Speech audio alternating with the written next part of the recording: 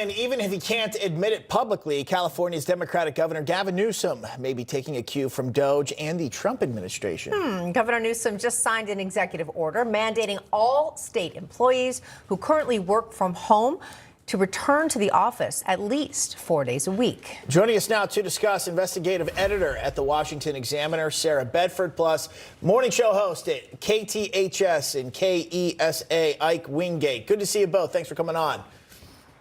Thank you. Ike, let's start with you. Your take. Gavin Newsom, what's he doing here? Why do all of a sudden people have to come back to work in the office? Well, it's a good idea to come back to work in the office from the standpoint of anybody who's worked in private sector understands more gets done when everybody's in the same place. Not every job, but by and large, it's a pretty good general statement to make. Gavin Newsom is hedging as he is going to begin running for election as the president the next time around. That's what he's doing. But make no mistake, they can't give any credit to Donald Trump or Elon Musk. And because it's a Democrat, they'll change the name to mean something completely opposite, like the Government Enlightenment Program or something like that. But this is a trend that's going on all over the country, cities and states. What a concept, looking at wasteful government spending. Yeah, that's a good point. I like how you said they'll rename it something in the Democratic group speak, and then it will sound fantastic. All right, got to get to this, Sarah. Governor Newsom's actions come in the wake of the latest DOJ report. In its third weekly update, DOJ is claiming to have saved American taxpayers $105 billion, including $80 million for DEI programs at the Defense Department. We also know that Democrats are saying, oh, this DOJ stuff, it's overreaching, it's overstepping, it's not going to save anyone any money. But I think numbers don't lie, last I checked.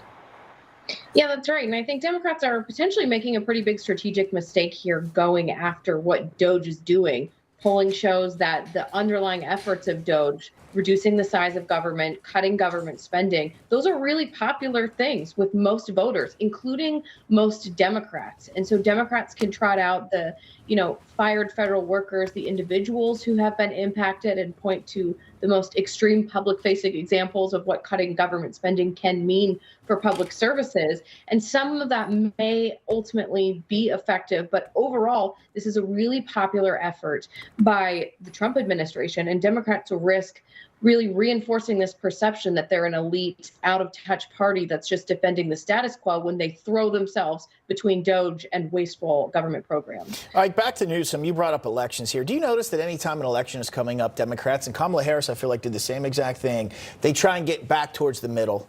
While they're implementing their agenda when an election isn't around the corner, they're doing their thing. When an election comes, they try and get back to the normal middle and seem normal. Yeah, that's right. I think what Governor Newsom is doing, Ike, is absolutely correct, positioning himself for 2028.